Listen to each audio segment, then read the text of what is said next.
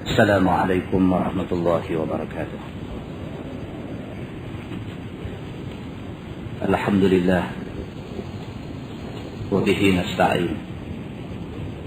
أشهد أن لا إله إلا الله وحده لا شريك له، وأشهد أن سيدنا محمدا عبده ورسوله،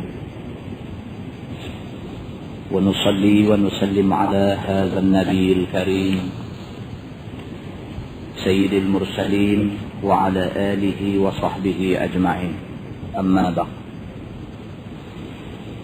أيها المؤمنون اتقوا الله، أوصيكم وإياي بتقوى الله، فقد فاز المتقون. Muslimin dan muslimat, mudah-mudahan dirahmati Allah Subhanahu wa taala. Di dalam sebuah hadis riwayat daripada Abi Bakrah radhiyallahu anhu, kata dia, qala Rasulullah sallallahu alaihi wasallam, innaha satakunu fitnah, ala summa takunu fitnah, al-qa'idu fiha khairun minal mashi fiha,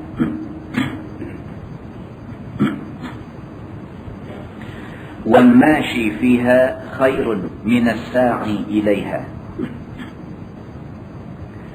ألا فإذا نزلت أو وقعت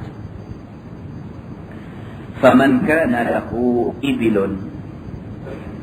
فليلحق بإبله، ومن كانت له غنم فليلحق بغنمه، ومن كانت له أرض فليلحق بأرضه. قال أبو بكر، قال رجل يا رسول الله، أرأيت من لم يكن له إبل ولا غنم ولا أرض؟ قال النبي صلى الله عليه وسلم، يعمد إلى سيفه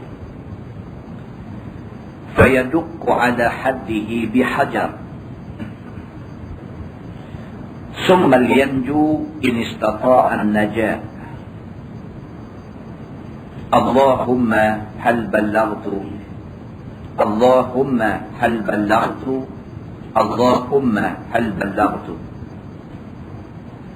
قال أبو بكر، فقال رجل يا رسول الله، أرأيت إن أكرهت حتى ينطلق بي إلى أحد الصفين أو إحدى الفئتين فضربني رجل بسيفه أو يجيء سهم فيقتلني. قال النبي صلى الله عليه وسلم، يبوء بإثمه وإثمك ويكون من أصحاب النار، أو كما قال. hadis sahih riwayat Imam Muslim.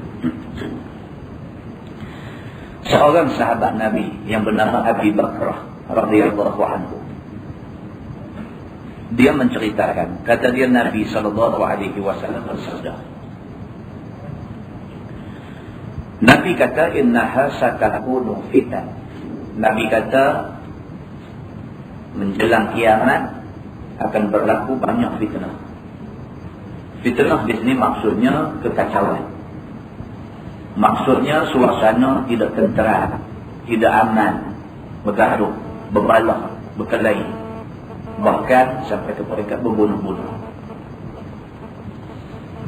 Nabi sallallahu alaihi wasallam kata, innaha satakunu fitan, sesungguhnya akan berlaku, sebelum kiamat akan berlaku ciri-ciri kekacauan. Ala summa takunu fitnah. Nabi kata, ketahuilah akan berlaku satu fitnah yang terus. Al-qa'idu fiha khairun minal mashi fiha. Bila berlaku fitnah yang teruk itu, bila berlaku kekacauan yang teruk itu, orang yang duduk lebih baik daripada orang yang berjalan. Maksudnya orang yang duduk di rumah tak campur dengan fitnah yang berlaku, tidak campur dalam soal kekacauan yang berlaku. Orang yang mengecualikan diri daripada terlibat dalam fitnah, dia lebih baik daripada orang yang tidak ambil tahu. Berjalan maksudnya tidak ambil tahu siapa bergaduh dengan siapa jadi apa, macam mana. Maka yang duduk di rumah tak mau ambil tahu lebih baik daripada yang duduk sibuk ambil tahu. Nabi kata wal mashi fiha khairun min as-sa'i ilaiha. Dan orang yang berjalan ambil tahu itu lebih baik daripada orang yang berlari nak libatkan diri dalam fitnah itu langsung.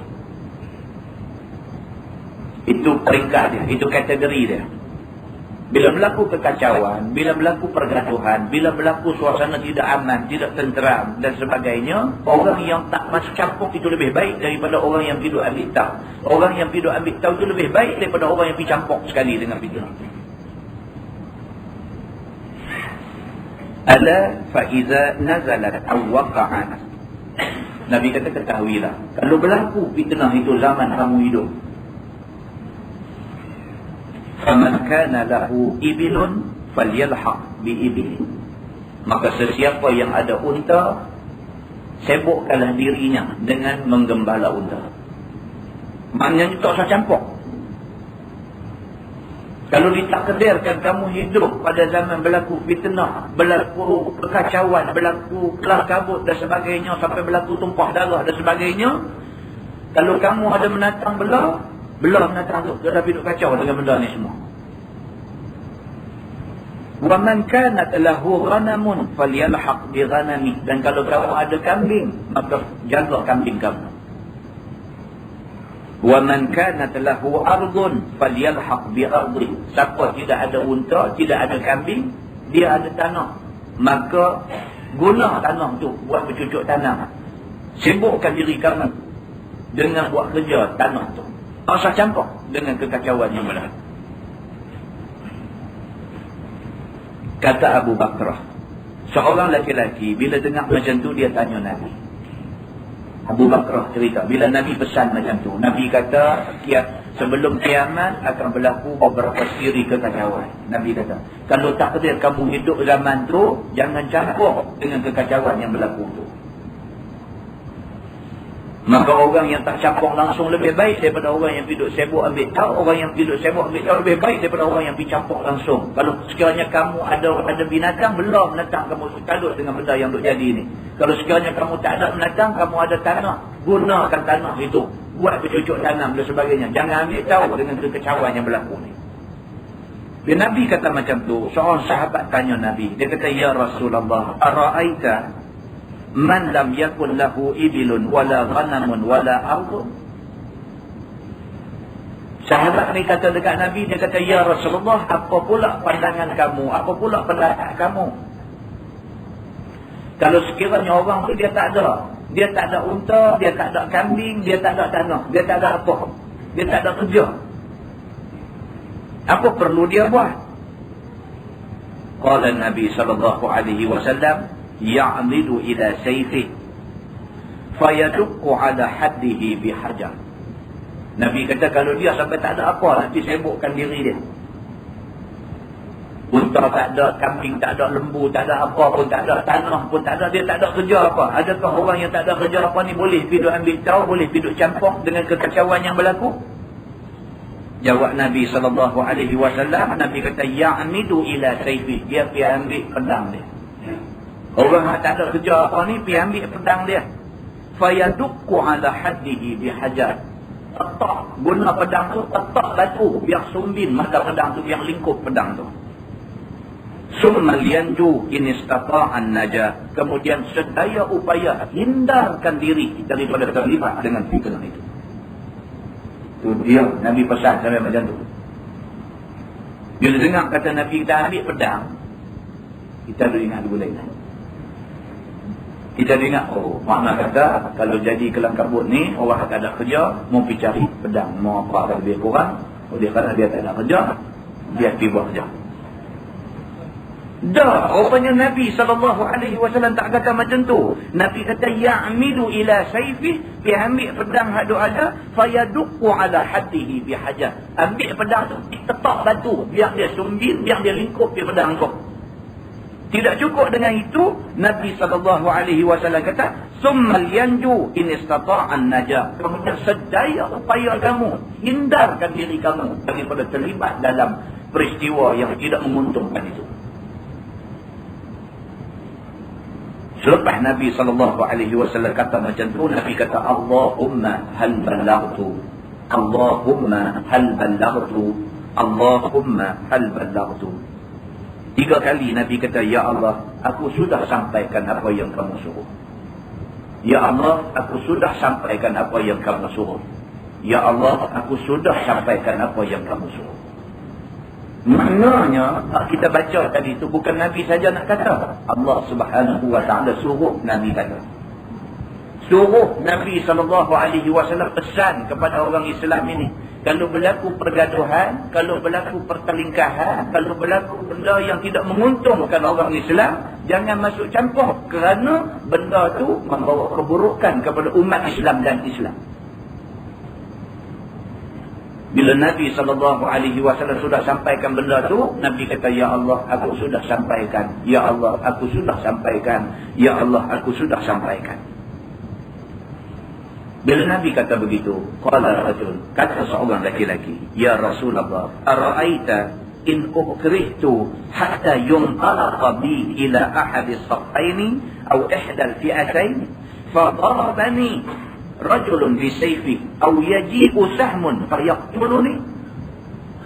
Seorang sahabat kata dekat Nabi, dia kata, ya Rasulullah, apa pula kata kamu kalau sekiranya aku telah dipengaruhi oleh salah satu daripada puak yang berbalah ini?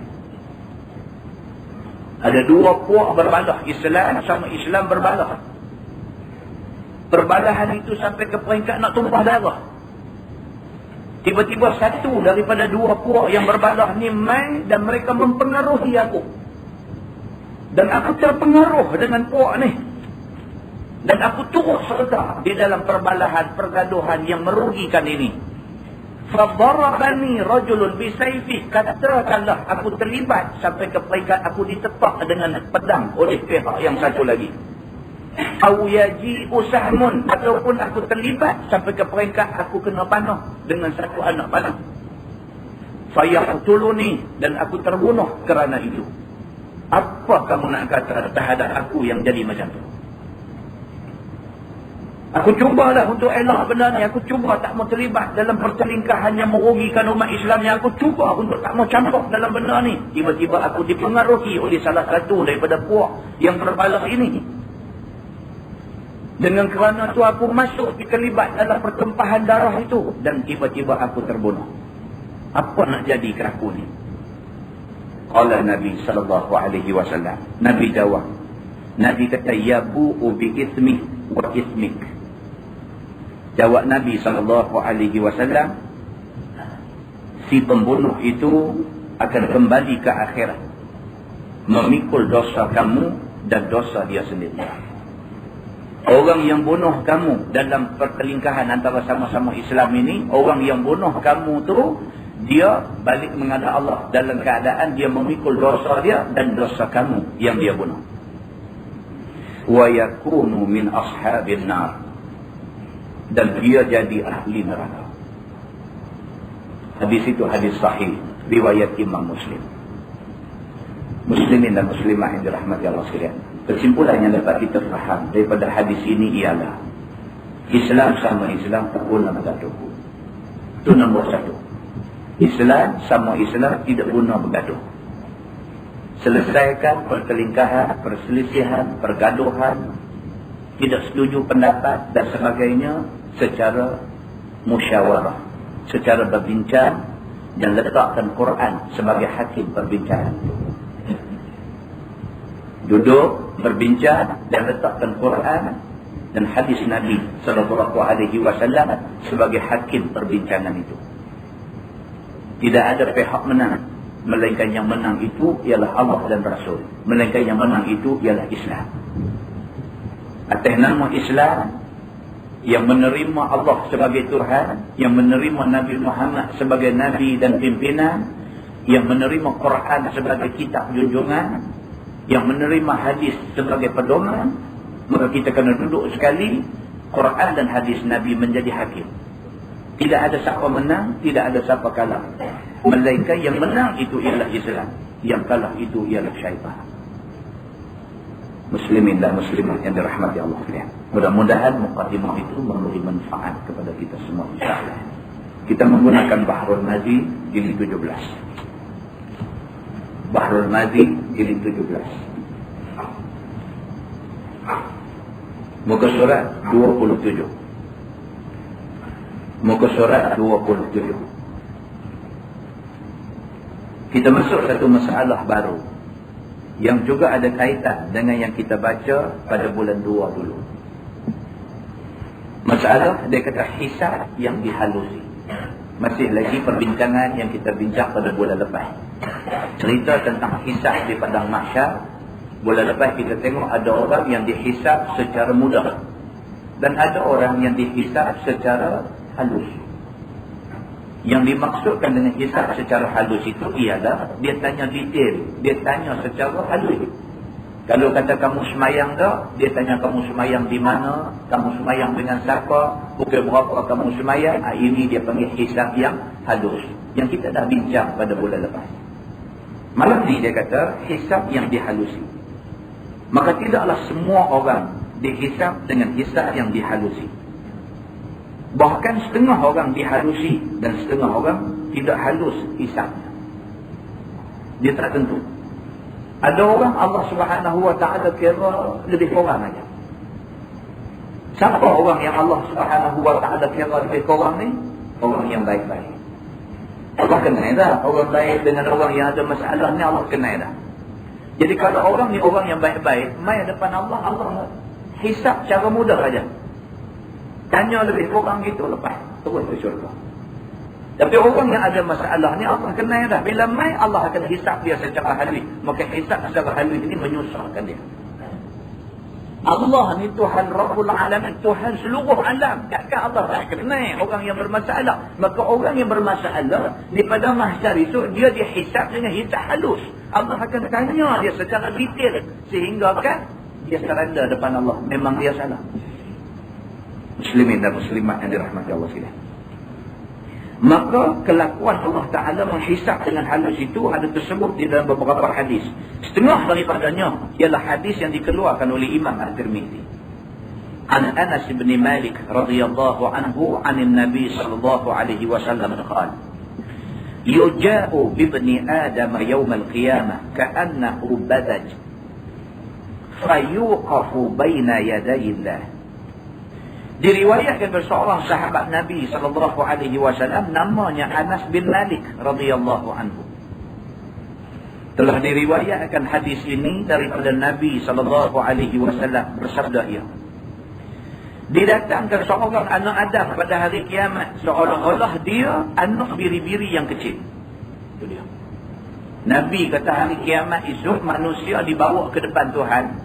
Hal keadaan manusia ketika bawa depan Tuhan ni ka'annahu bazajun. Keadaan dia seperti anak biri-biri kecil, halus, takut, pucat macam tu. Dia buat contoh tu. Nabi nak buat contoh kata punya kecoknya, punya kecutnya perut, punya takutnya manusia di depan kebesaran Allah Subhanahu Wa Taala ni. Bila bawa di depan Tuhan ni manusia yang hebat atas dunia ni ka'annahu bazaj, seperti anak kambing biri-biri. Yakni dibawa anak Adam, dibawa seseorang manusia itu ke hadapan Tuhan dengan kecutnya dan dengan hina rupanya. Nah, agak lebih benar lagi. Dibawa di depan Allah Subhanahu Wa Taala, tu hal keadaan manusia tu kecut, takut, ketak. Allah yang mengetahui macam mana kecil halusnya dia bila dia dibawa ke depan Tuhan yang Maha Besar. Mungkus, dia kata. Macam anak biri-biri kecil dalam kesejukan. Tu keadaan anak biri-biri kecil sejuk tu dia panggil mungkus. Macam mana kan? Macam tepung bungkus itu keadaan. Begitu. Oleh kerana takut dan oleh kerana hina itu, maka diberikan maka didirikan di hadapannya Tuhan Rabbul Alamin. Bawa dia fayuqafu, maka berdirikan dia di depan apa? Maksud kata tak larat diri dia ni. Lembut lutut. Orang boleh kata lembut lutut. Tak boleh nak diri. Ni punya takut dekat Tuhan ni. Berasa diri dia ni hina, kecil, bersalah. Berasa diri dia di depan Tuhan ni tak ada harga. Dia berdiri tu tak larat nak berdiri. Lutut jadi lembut. Fayuqafu. Dia kata maka didirikan dia. Dia tak larat berdiri. Maka dipapak dia bagi berdiri depan Tuhan. Punya takutnya manusia tu. Kerana mau dihisapnya akan segala amalnya di dunia ini. Nak hisap amalan tu kena berdiri depan Allah Subhanahu wa ta'ala. Bila sudah berdiri ia di hadapan Tuhan, fayaqulullahu lahu a'taituk wa khawaltuk wa an'amtu 'alaik famadha sana'. Tuhan tanya macam tu. Maka berfirman Tuhan baginya, wahai hamba-Ku, telah aku kurniakan kepadamu harta dan anak pinak. Mula Tuhan kata kat dia, wahai manusia, a'taituka wa khawaltuk. A'taituk maknanya aku dah bagi dekat hang di atas dunia tu. Bagi apa? Bagi harta, bagi kebahagiaan, bagi anak pinak, bagi macam-macam dekat hang masa di atas dunia dulu ni. Aku bagi kepada kamu harta dan anak-anak, dan telah aku beri akan kamu itu afiat. Aku bagi sehat pula di atas dunia dulu. Orang boleh tanggung padi sekuncar sekali buah kalori, dia bawa 2 punca. Jom masjid dia tak habis. Ada tak? Muslimin dan muslimat yang dirahmati Allah. Jadi saya jumpa orang paling buntang seorang. Tidak daftar anak mengaji di tempat saya aja. Ya. Dia tak kena saya daftar lah. 2 kali tu main paling buntang sebulan. Tak kena. Tak apa, tak kena, tak ada apa. Kan? Kita dengan nemtek punya besar bubuh di situ Samsuri, pendidikan Islam. Tak kena. Kan? Saya tengok alamat dia semua masa nak daftar anak dia. Dia sebut dia duduk kat mana. Tapi tak jauh. Kan tengok. Tengok alamat dia. Oh, saya kata duduk di sini kan? Dia kata duduk. Dia sapi kan? Dia tanya saya. Dia tanya saya, dia sapi kan? Saya kata dulu saya kerja di Riyadh. Dia kata, abang dulu lah kan? Dulu saya duduk kerja di Riyadh. Jadi pakai buntang biasa sangat lah. Kata. Dia kata, dulu duduk kerja di mana? Saya kata, saya abang dah dulu saya mengajar sekolah menengah Sungai Aceh. Kan dari Sungai Aceh, Paling Buntang ni memang tempat dia. Ya. Tak ada apa, dia tak kenal ni tak ada apa.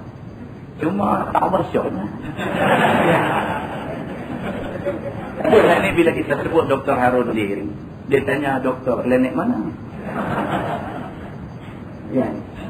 Muslimin dan muslimat yang dirahmati Allah sekalian.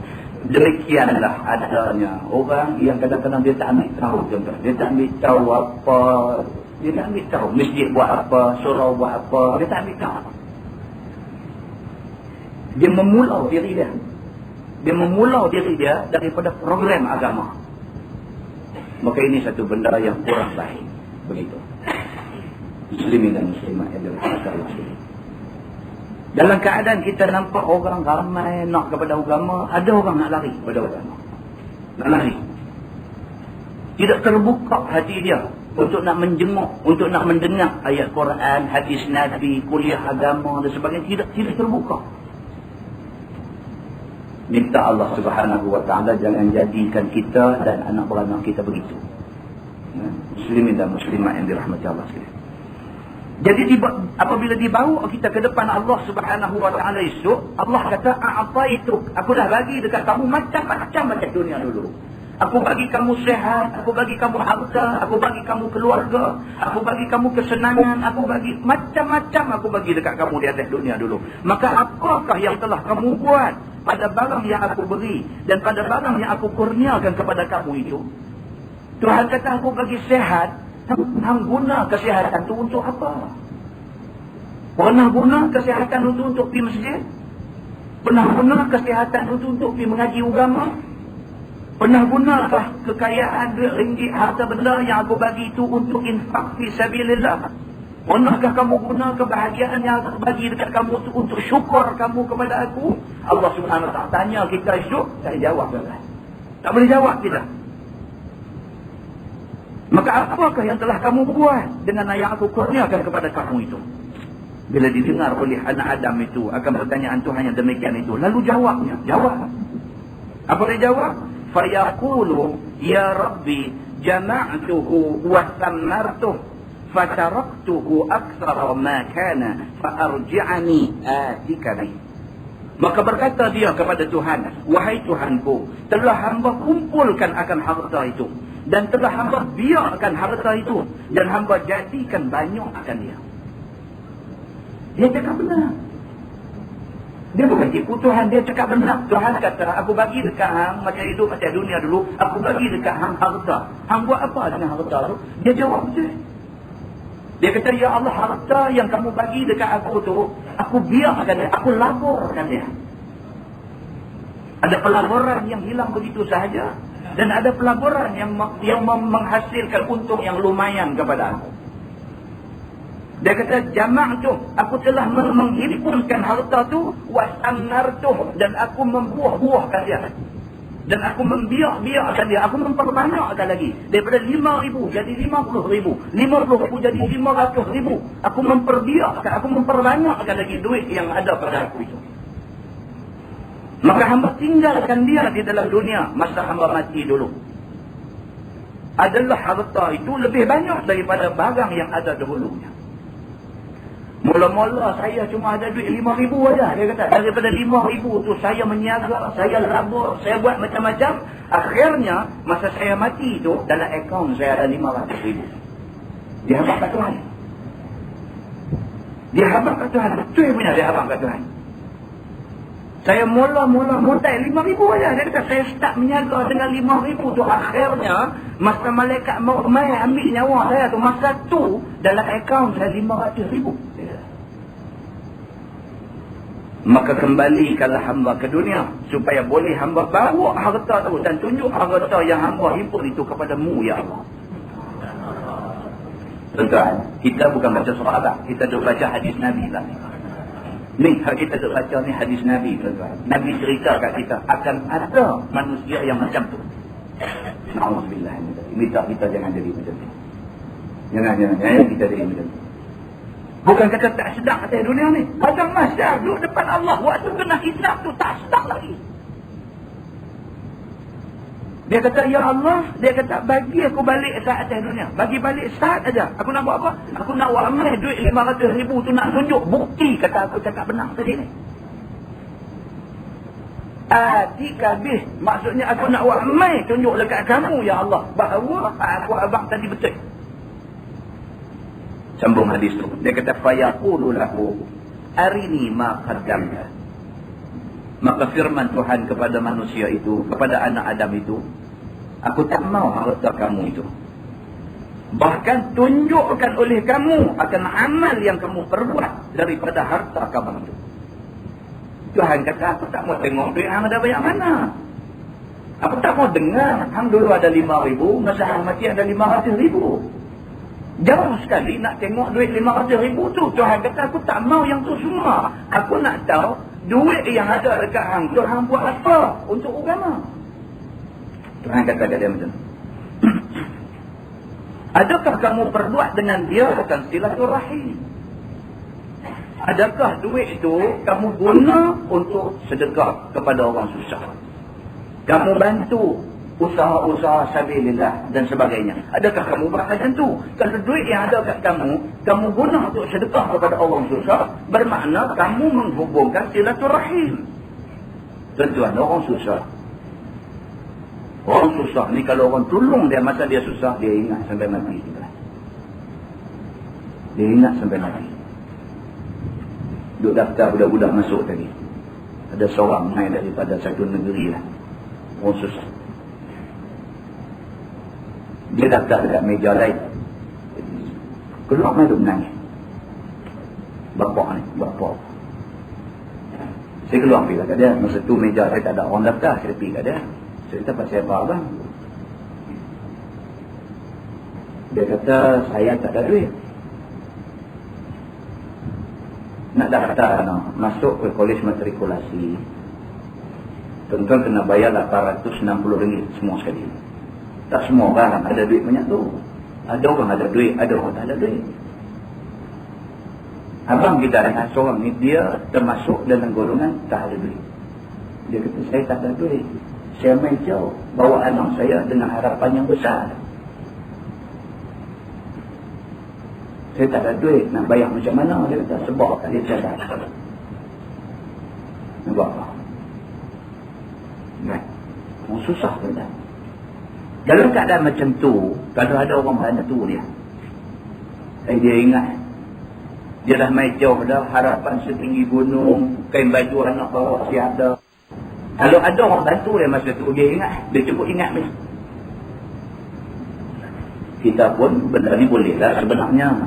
Tak ada duit lagi, daftar dulu. Esok-esok bila ada duit, bayar kemudian. Dan budak-budak yang masuk ni, kemudiannya akan diberi alam satu semester RM1,000. Dia duduk di situ 2 semester, dia akan dapat RM2,000. Cuma duit ni nak kena advance dulu, bagi dulu. Esok dia dapat duit RM1,000 tu, bayar balik lah. Cuma dia tak tahu cara tu, dia tak tahu dia tapi katalah tidak ada cara tu, tidak ada bantuan RM1,000 untuk mengaji dan sebagainya. Macam mana dia nak mengaji? Macam mana anak dia nak mengaji di situ? Itu cerita. Jadi dalam keadaan macam tu, kalau ada orang pergi, tak apalah, lah macam ni saya bayar. Silaturahim tu bukan adik-beradik, bukan siapa. Dia ingat sampai bila-bila esok ni, dia anggap orang yang tolong dia ni macam adik-beradik dia. Dia balik negeri dia esok ni, kalau dia tak, dia bukan jenis orang ada ringgit dan sebagainya, dia ada pisang, dia ada apa pun, dia kirim mereka kita. Kalau kita, dia kata kita nak ke Norway menikah anak kita ke apa, tahu tak dia main susah payah, dia main pasal apa? Silaturahim, hubungan kasih sayang sudah diikat. Maka duit ni kadang-kadang dia boleh menghubungkan silaturahim. Duit boleh digunakan untuk mengikat hubungan kasih sayang. Tapi manusia yang dibawa ke depan Allah Subhanahu Wa Taala itu Tuhan tanya dia, aku bagi dekat kamu di dunia dulu rezeki dalam bentuk duit ringgit yang banyak, kamu buat apa? Dia kata duit tu pada mulanya tak apa banyak, aku perbanyak dia. Dan pada masa aku mati, duit aku betul-betul banyak. Tuhan kata bukan tu yang aku nak tahu. Aku nak tanya duit yang aku bagi dekat kamu. Walaupun duit tu nampak macam kita usaha cari, tapi hakikatnya Tuhan yang bagi. Berapa ramai orang berusaha gigih tapi tak boleh duit. Maka orang yang usaha boleh duit, bermakna Allah bagi ke dia. Kawan tadi usaha tapi tak mau nak jadi usaha dia, bermakna Allah tak bagi ke dia. Usaha sama dia. Dia ni pun buka kedai rempah cabai, dia ni pun buka kedai rempah cabai, dia ni buka kedai bankrupt, dia ni buka kedai maju. Pasal apa dia ni maju? Pasal Allah bagi rezeki dekat dia. Pasal apa dia ni bankrupt? Pasal Allah tidak takdirkan rezeki untuk dia. Kita kena usaha, tapi hakikatnya Allah yang menentukan usaha kita berjaya ataupun tidak. Itu akidah ahli sunnah wal jamaah. Muslimin dan muslimah yang dirahmati Allah sekalian. Allah tanya dia, jadi kamu guna ada duit yang aku anugerahkan, yang aku rezekikan kepada kamu itu untuk menghubungkan hubungan silaturahim? Atau kamu berbuat sabilillah? Allah kata ataupun ada dah semasa kamu hidup dulu, kamu ada ambil duit kamu ni untuk belanja fi sabilillah. Dengan kata surah nak besar kita bagi. Tak boleh bagi 5,000, bagi 500. Tak boleh 500, 50. Tak boleh 50, RM5. Ada tak ada dalam pada banyak-banyak rezeki yang aku bagi kat kamu dulu, sikit kamu infak fi sabilillah. Ada tak ada? Bukan mesti duit kita gaji 1,500 tiap-tiap bulan duk bagi dah. Tapi biarlah dalam satu tempoh masa tu ada sikit kita bagi untuk sabilillah. Mai tanya surau ni duit elektrik apa semua ni macam mana, siapa tu bayar selama ni?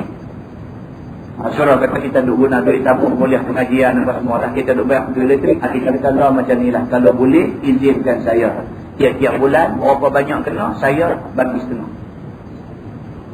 Jangan bagi semua, kesian orang lain nak bagi semua. Dia dengar semangat ni bukan nak bagi semua pula. Saya bagi setengah. Kata tu saya bagi 1/3. Ataupun saya bagi 1/5.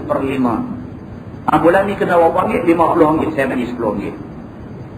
Bulan depan berapa? Bulan depan kena RM100 elektrik misalnya. Saya bagi RM20. 1/5 saya punya. Tiap-tiap kali bila main bil elektrik, saya 1/5. Itu infak fisabilillah. Kita tak boleh cahaya nak baca kitab ni, cahaya ni dia bayar. Contoh sikit pahala ke Allah nanti bagi ke dia. Allah tanya esok ni, kamu dulu dalam banyak-banyak duit yang kamu dapat tu, ada tak ada sikit kamu guna untuk sabilillah?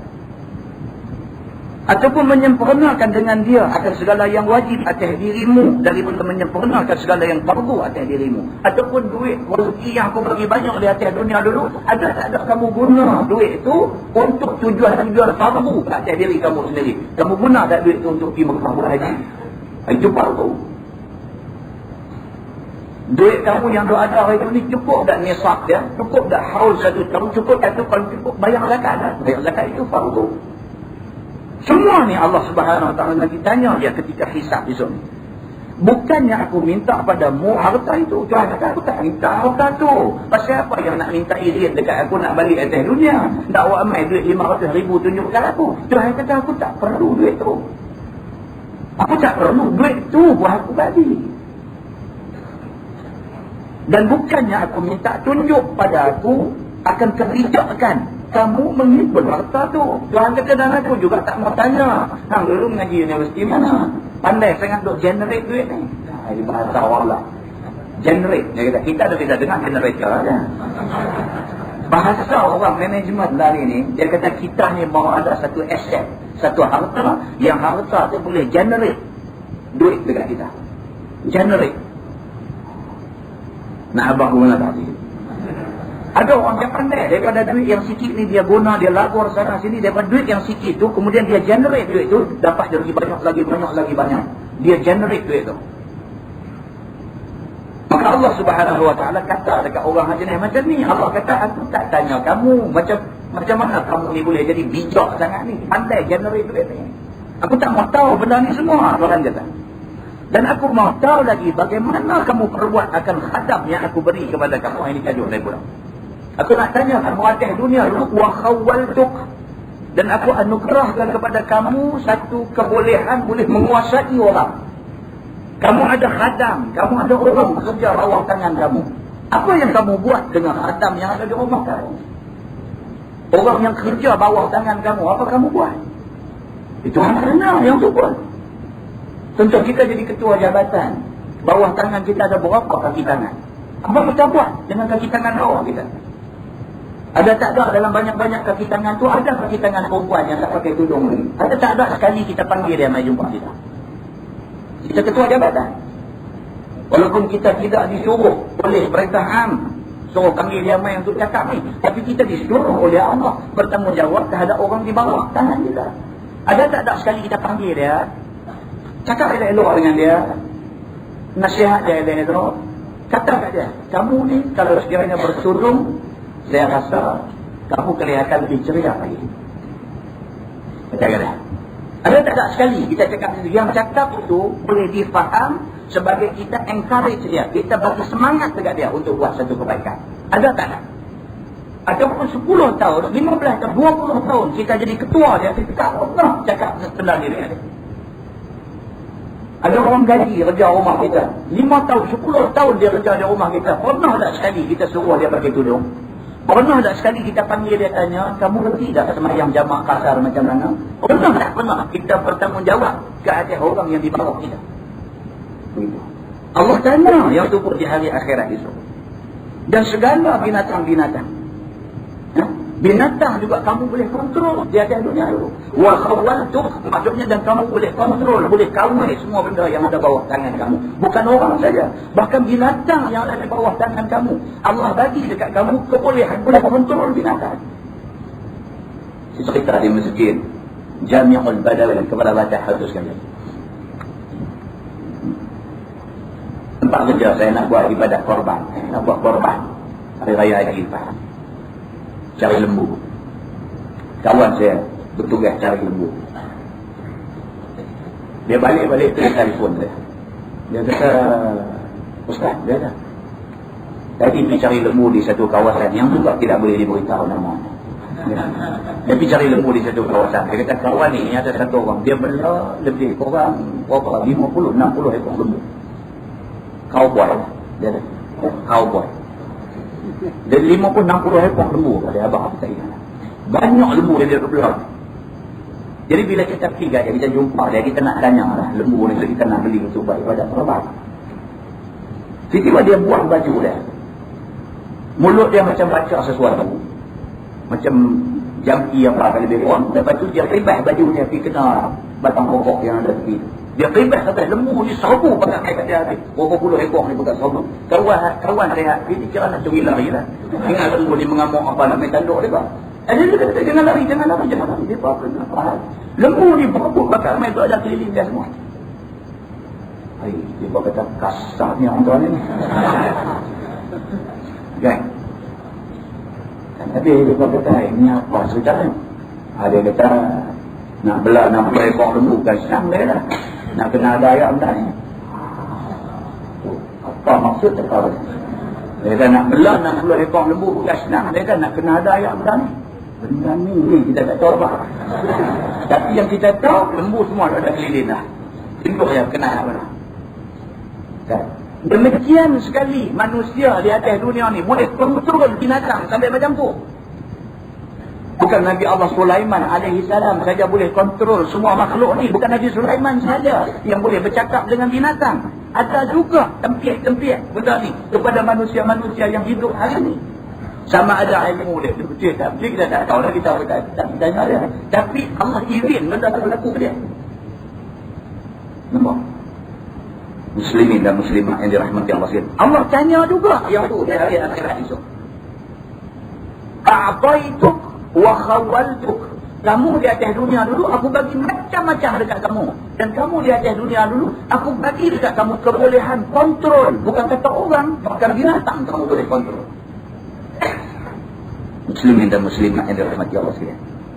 Dan apa kamu gunakan segala kelebihan yang aku bagi kepada kamu itu? Tuhan kata, hang guna macam mana? Jadi pemimpin, jadi ketua, jadi apa, banyak orang duduk di bawah, hang guna kedudukan hang tu macam mana? Tuhan kata, jawab depan Tuhan. Begitu. Maka dijawab oleh anak Adam itu seperti dahulu tadi juga. Syekh ni jawab macam tu juga. Apa kata dia? Fayaqulu ya Rabbi jama'tuhu wa tammartuhu fataraktuhu aktsara ma kana fa'arji'ani atika bih. Macam tadi juga. Dia kata maka katanya ya Allah ya Tuhanku, hamba telah himpun semua harta itu masa akhir dunia dulu. Dan telah hamba banyakkan dan hamba biarkan harta itu. Dan tidaklah hamba terancil-ancil akan dia sekali-kali. Maksud kata aku jaga semua harta ni, aku tak buat lebih kurang dengan harta ni. Sehingga mati hamba, maka hamba tinggal akan dia lebih banyak daripada barang yang ada dulu. Dia jawab macam tu juga. Mula-mula ada 5,000, masa mati dalam akaun ada 500,000. Banyak duit yang aku tinggal masa mati dulu memang banyak. Maka kembalikanlah hamba ke dunia supaya hamba boleh bawa dan tunjukkan harta itu kepada kamu. Lu jawab dulu tu. Kamu tak mengaji, nak jawab apa? Kan tak tahu apa. Dia jawab dulu. Dia kata memang harta ada banyak sungguh. Masa mati dulu memang lebih banyak daripada hak mula dulu. Lah ni kalau tak percaya bagi aku balik dah ada dunia kena ramai buku akaun tunjuk. Memang ada 500,000. Dia kata. Macam tu dia jawab kita. Maka diminta pula oleh Tuhan terangkan apa yang diperbuatnya daripada amal yang bersangkut paut dengan harta itu. Dan sekalian pemberian Tuhan itu. Tuhan kata macam tu juga, aku tak mau dengar duit hang ada banyak mana. Aku nak tanya apa yang hang buat dengan harta tu. Aku nak tanya, yang aku bagi dekat kamu keistimewaan, boleh kontrol orang, boleh kontrol manusia, kamu guna kelebihan itu untuk buat apa? Aku nak tanya yang tu, Tuhan kata. Sehinggalah pada akhirnya, kosong, tidak ada apa satu kebajikan kepada dia. Last sekali Tuhan kata dia ni dikawal, tak ada apa yang ini. Hidup saja yang atas dunia dulu. Dia dengan lembu kerbau sama. Hidup, fikir nak makan, fikir nak memuaskan hawa nafsu, itu sahaja dia ni di atas dunia.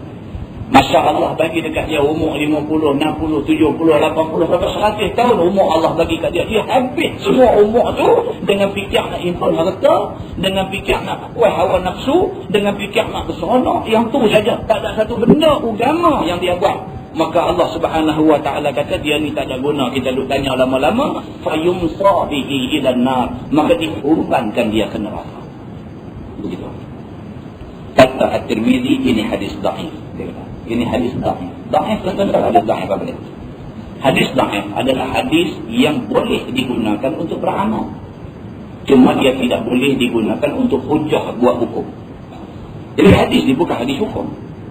Hadis ni hadis nak cerita kepada kita at-targhib wa tarhib, supaya bila kita dengar kita rasa takut, supaya dengan takut itu kita lebih berjaga-jaga diri kita. Maka hadis itu hadis dhaif, dia boleh digunakan untuk beramal. Begitu. Masalah lupakan Tuhan itu dibalas dengan azab oleh Allah. Sesungguhnya lupa dan lalai akan Tuhan itu, sesungguhnya lupa dan lalai akan Tuhan itulah yang suka jadi kepada hamba Allah, kepada manusia, baik tua ataupun muda. Itu tengok dia kata. Yang ni yang saya syuk dengan Syekh Idris Al-Marbawi. Dia punya kitab dia cukup sedap, baca sekali lagi. Masih sedap kita baca dia sekali. Dia kata sesungguhnya lupa dan lalai akan Tuhan itulah yang suka jadi kepada hamba Allah daripada manusia, sama ada tua atau muda. Baik orang tua, baik orang muda. Kira lupa kat Tuhan ni, kira dah lepas. Yang tu maksudnya. Lupa. Kita dia lupa. Sampai semayang pun lupa. Orang punya karut ni. Semayang memang tak lupa. Dia boleh lupa. Bukan lupa rakaat dalam semayang dah. Lupa nak semayang. Lupa rakaat dalam semayang, Nabi pun biasa lupa. Pasal apa? Pasal Nabi pun manusia. Satu yang kedua, pasal apa Nabi pun biasa lupa dalam semayang? Pasal bila Nabi lupa, maka lupa Nabi itu menjadi pengajaran kepada kita. Nabi bukan selalu lupa dalam semayang, tapi Nabi biasa lupa dalam semayang. Tentu kalau baca dalam hadis, Nabi SAW biasa semayang bersama dengan sahabat-sahabat dia. Khilaf ulama, ada sebahagian kata semayang asam, ada sebahagian kata semayang zuhur dan sebagainya. Nabi SAW biasa semayang dengan sahabat-sahabat dia. Nabi semayang sampai 3 rakaat. Sedangkan semayang tu semayang yang 4 rakaat. Sampai 3 rakaat, tiba Nabi bagi salam. Tiba-tiba Nabi bagi salam. Assalamualaikum warahmatullahi. Assalamualaikum warahmatullahi. Sahabat yang ada di belakang ni, Sayyidina Abu Bakar, Sayyidina Umar, Sayyidina Osman, semua sahabat yang baik-baik ada di belakang ni, mereka betul-betul ingat baru 3. Betul-betul ingat baru 3. Mereka sahabat Nabi baru 3 rakaat dah bagi salam. Maka sebahagian sahabat ingat kata, kok wahyu baru turun pun 4 potong jadi 3. Ini dibahaskan di dalam kitab, di dalam kitab hadis, tentang hadis yang sekitar hari ini dibahaskan. Jadi sebahagian sahabat ni ada yang teringat kata apa? Kok ada wahyu baru turun pun tengah-tengah duduk semayang ni, Tuhan kata 3. Maka Nabi pun bagi salam dekat 3. Ada pula sahabat teringat kata, Nabi terlupa apa ni? Dia beringat apa kot? Tapi tak berani nak tegur Nabi. Kata Nabi terlupa. Sebab mereka rasa mustahil Nabi lupa. Mereka nak menafikan sifat manusia yang ada pada Nabi itu. Ini ceritanya begitu. Dan Nabi pun bila dah habis bagi salam apa semua, sedikit doa, dan Nabi bangkit balik rumah dia. Rumah Nabi kembang masjid gitu aja. Kalau kita pergi di Madinah itu, Raudhah itu adalah Masjid Nabawi, Masjid Nabi hak asal. Kembang dengan Raudhah itu bilik yang menjadi rumah Nabi dengan Aisyah. Nabi balik ke pintu. Bila dah Nabi masuk dah dalam rumah dia, sahabat-sahabat yang tinggal ni mula baru bercakap, dan Nabi tak ada baru bercakap. Siapa 3? Maka timbul yang tadi ni, sebahagian kata mungkin wahyu baru pun. Sebahagian lagi kata, takkan Nabi lupa. Ada baiknya kalau kita sebut dia kata Nabi, pokoklah Nabi lupa. Dan dalam pada itu Nabi keluar balik daripada rumah dia. Nabi keluar balik daripada rumah dia, maka seorang sahabat kata, Ya Rasulullah, kamu semayang tadi 3. Nabi kata 4. Nabi kata. Sahabat-sahabat bila dengar macam tu, faham apa? Nabi sudah keluar. Maka dia kata, tak ya Rasulullah, sebenarnya 3. Semua kata 3. Nabi dengar-dengar macam tu, Nabi terus main duduk balik atas sejadah dia, sambung lagi 1 rakaat. Itu cerita hadisnya, hadis yang agak pedas. Maka perbahasan hadis itu dia timbul macam-macam. Bolehkah selepas dah bagi salam balik ke rumah, dah main balik, orang tegur muka, sambung 1 lagi, bolehkah? Kan? Yang tu kita nak tahu lebih lanjut, buka kitab tu baca. Macam mana penyelesaiannya? Itu nak abang kata ilmu ni tuan-tuan, kita belajar, dia lagi rasa lazat, lagi rasa syok, dia rasa bertambah maklumat kita. Macam tu. Kita kena baca bab tu, jangan baca bab ni. Nah, abang kata yang lupa yang dimaksudkan dalam kitab ni bukan lupa dah tu. Maksudnya lupa terus ni, lupa semayang. Orang tua pun dia boleh jadi benda ni, orang muda pun boleh jadi benda macam ni. Dia lupa semayang terus. Dia keluar daripada rumah, orang perempuan, dia keluar daripada rumah, tak pakai tudung, tak pakai tutup aurat apa semua. Orang bercakap, kak tak pakai tudung. Lupa pakai tudung. Punya, saya kata apa? Ya. Manusia ni punya lupa yang sampai macam tu. Ya. Jadi, Syekh Idris Al-Marbawi kita ni, dia kata, manusia ni biasalah dengan kerja lupa kepada Tuhan ni. Sama ada orang tua ataupun orang muda. Laki-laki ataupun perempuan, sama dah. Dengan lupa ni kerja manusia. Dan perkataan al-insan itu sendiri dia ambil daripada perkataan nasiyah, bahasa nasiyah makna dia lupa. Al-insan maksudnya orang yang selalu lupa. Itu cerita manusia yang begitu. Maka selalulah yang menjadikan seseorang itu lupa kepada Tuhan itu ialah lalai di dalam berbimbang dengan harta dan bersedak-sedak dalam nikmat yang dikurniakan Allah kepada mereka. Selalunya lupa pasal apa? Pasal ni. Pasal sibuk dengan kerja, lupa. Sibuk dengan kerja, punya duk rajin buat kerja ni, orang kata workaholic. Bahasa lain. Workaholic. Jadi dia dengan kerja ni dahsyat. Dia boleh tak semayang dengan kerjanya. Punya dahsyat dia macam tu. Okay. Jadi komen tak semayang. Bukan semua komen tak semayang. Tapi dia jadi komen sampai tak semayang. Siapa dia tak semayang? Dia kata, Ustaz, payah maklum sajalah. Dia kata, tangan ni dengan dia kena minyak, dengan apa ni, larat kerana semayang, kerana nak cuci. Kita tanya dia, anak makan nasi, yang cuci lah tangan. Makan kena cuci ya. Untuk makan, sanggup pula susah payah hidup cuci minyak-minyak tu. Untuk makan, untuk semayang tak sanggup. Sedangkan makan tu pun time zuhur. Apa salahnya sekali dengan cuci tangan untuk makan tu, sekali dengan untuk ambil wudu untuk sembahyang. Tapi benda ni bukan benda soal minyak tu, soal tak dilatih begitu. Orang yang tidak dilatih begitu, dia nak sembahyang zuhur tu beratnya Allah yang mengetahui. Seperti mana ahli sembahyang fardu ni berat nak sembahyang tahajud. Betul tu? Ya. Orang tak semayang langsung, dia nak semayang fardu tu, dia punya berat tu seperti mana beratnya orang tak semayang fardu nak semayang tahajud. Nampak tak? Semayang fardu apa semua cantik dah, nak bangkit tahajud tu. Allahu Akbar, dia kata awak lah. Dia sendiri menyesali diri dia, tapi tu selesai dengan habis. Tak semayang juga kan? Dia menyesali diri dia, awak lah punya lemah sungguh, dia kata. Kita dua yang kita boleh kesan kelemahan yang ketara, yang nampak terang dekat kita ni. Sembahyang sunat malam dengan baca Quran. Dua orang berat tuan-tuan. Bagi orang yang ahli, yang dah biasa, dah lembut hati dia boleh buat. Pukul 4, mata jaga. Tak gaduh kunci jam, tak gaduh apa. Pukul 4, mata dia jaga. Dan jaga dia sendiri nanti masuk bilik ayam, ambil air sembahyang, Allahu Akbar. Tahajud 2 rakaat. Sudah jadi biasa bagi dia. Kadang-kadang seminggu 2 kali, 3 kali. 2 kali, 3 kali. Sudah jadi biasa. Tapi bagi orang yang tak mau nak latih diri dia tak mau latih, dia jaga, so dia teringatlah boleh kalimah. Jaga tu teringat ni. Baru tadi kuliah ada sebut ni. Perempuan malam ni mau berbetul juga 2 kan. Dalam berbetul itu dia berbetul lain. Muslimin dan muslimat yang dirahmati Allah SWT. Wah, dah punya teruk kita. Begitu. Maka dikurnia Tuhan akan pendengar dan pelihara, dan digunakan dia kepada melihat dan mendengar alat permainan dan pancaragam dan penyukaan hati dan lainnya daripada segala yang melupakan dan melalaikan daripada berdamping dia dengan Allah dan taat kepada Allah. Tuhan bagi biji mata, tengok gambar Bollywood. Tuhan bagi telinga, tak cukup dengan hiburan, lagu, radio apa semua, tak cukup lagi. Buat kenuri kahwin anak pagi kubiran. Ini cukup garing orang lah kata. Di waktu masyarakat tak mau benda ni, dia huntun umat masyarakat. Cukup hebat dia. Muslimin dan muslimat yang dirahmati Allah SWT. Demikianlah kematunya hati dia. Kata sampai macam tu. Dan dikurniakan harta dan anak, maka bersuka-suka dan bersedap-sedap dengan harta dan anak itu sahaja, dan berbimbang ia dengan keduanya sahaja. Allah bagi harta banyak, bagi anak pinak ramai, dia habis masa dengan tu. Habis masa dengan duk main dengan anak-anak di rumah, masjid tak main, habis masa dengan duit ringgit ni melancong sana sini dan sebagainya. Tak ada apa, habis lara, habis gitu aja.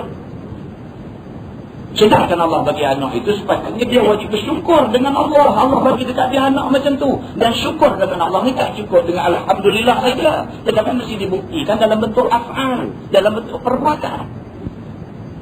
Didik anak-anak dia dengan didikan yang dikehendaki oleh agama. Yang tu cara syukur pada Allah bila dapat anak. Muslimin dan muslimah yang dirahmati Allah sekalian.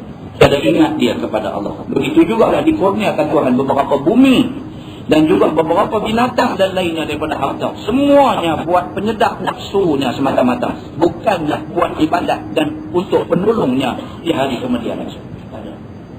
Ada harta benda pun buat apa sedap dia seorang. Kemudian ada apa pun kira tak guna untuk jalan agama. Begitu. Dan diberi Tuhan jadi kepala dan jadi ketua dan diberi peluang untuk memerintah. Maka kurniaan Tuhan yang demikian itu jadi penghimpun harta dan pembanyaknya sahaja. Tuhan tak katakan dia jadi pemimpin, jadi ketua. Dengan jawatannya sebagai pemimpin itu, dia buat harta. Belum jadi pemimpin dulu, naik Mazda 808 saja. Bila jadi pemimpin ni, sampai tak celui halaman rumah punya parking tiger. Nampak sangat. Ni duit main kat mana? Takkan tu penat batas nak tanam ubi kemili belakang rumah tu jumpa kita menaik gabak kan. Jadi macam tu, jadi suspicious, jadi orang pun jadi curiga, jadi orang pun jadi fikir macam-macam. Begitu. Jadi ada orang yang macam tu, dia kata Allah bagi dekat dia jawatan, bagi dekat dia satu kedudukan yang baik dan sebagainya, dengan jawatan dan kedudukan itu dia cari kekayaan. Dan lupa dia kepada Allah Subhanahu wa ta'ala. Maka apabila seorang itu lupa kepada Allah, maka pada hari akhirat lupa Allah kepada dia. Yang itu dia nak abang kita. Tak ada apa, Tuhan tak kisah saya fikir anda, anak lupa ke, anak buat apa kata dunia ni. Hari ni aku bagi open check dekat hang. Anak tulis juta ke, nak tulis 500,000 ke, nak tulis 100,000 ke, nak tulis banyak mana, dicek hak sekeping tu, tulislah. Esok kita kira sana. Allah bagi dekat kita umur, Allah bagi dekat kita kesihatan, Allah bagi dekat kita nikmat rezeki, kekayaan dan sebagainya, Allah bagi semua. Allah nak tengok kita nak buat macam mana dengan apa yang dia bagi ni. Kalau sekiranya kita salah guna benda ni semua, esok kita kira sana. Setidak-tidaknya senang saja. Allah lupakan dia di hari akhirat. Hari akhirat. Kalau Allah lupakan kita, susah. Kerana hari akhirat ni, hak berkuasa ni satu aja. Maliki yaumiddin. Raja yang memerintah pada hari kiamat, Allah Subhanahu wa ta'ala. Dia seorang aja yang ada kuasa hari itu. Habis, kalau saya sebut kata kenal siapa, apa, lagu mana, apa, semua kuasa pada hari itu centralized pada Allah aja. Nabi Muhammad SAW, manusia kesayangan Allah. Allah bagi dekat dia sedikit syafaat untuk tolong orang yang wajar ditolong. Tapi Nabi Muhammad nak tolong orang pun mesti dengan izin Allah. Dia pegang dia yang tu. Tiba-tiba orang yang Allah bagi kekayaan, bagi nikmat, bagi kesihatan, bagi apa macam-macam bagi dekat dia, masa dia dapat nikmat, kesenangan, kekayaan dan sebagainya di akhir dunia, dia lupa Allah. Di hari akhirat esok Allah lupa dia. Pada masa tu dia susah, dia tenggelam dari air peluh dia dengan kala jengking duk sengah dia, dengan matahari jengking atas kepala dan sebagainya. Dalam keadaan macam tu, Allah tak mau peduli ke dia. Tuan-tuan bayang dah macam mana sengsaranya dia. Na'udzubillah min zalik. Yang ni tidak dipedulikan Allah akan dia. Tinggallah dia di dalam azab Allah SWT. Tak peduli ke dia. Tuan-tuan, kita hidup atas dunia ni. Kita hidup atas dunia ni. Kalau kita tak peduli, kita rasa macam mana? Allahu Akbar. Dia tak peduli kita. Kita pergi boleh buat tak salah. Kalau kita pergi buat jadi tak suka kita. Jadi tunjuk kata dia benci kita. Tentu jadi macam mana. Tak ada guna kita hidup atas dunia. Belum Allah lagi. Allah Subhanahu wa ta'ala, dia Tuhan yang bukan sahaja buat kita, bahkan dia buat mak kita. Dia lagi besar daripada segala-galanya. Dia tak peduli kita. Muslimin dan muslimat yang dirahmati Allah sekalian. Dan tiadalah kita mendapat rahmatnya. Sebagaimana tersebut adalah hadis yang dikeluarkan oleh Imam At-Tirmidzi. Wallahu a'lam. Itu kita terima.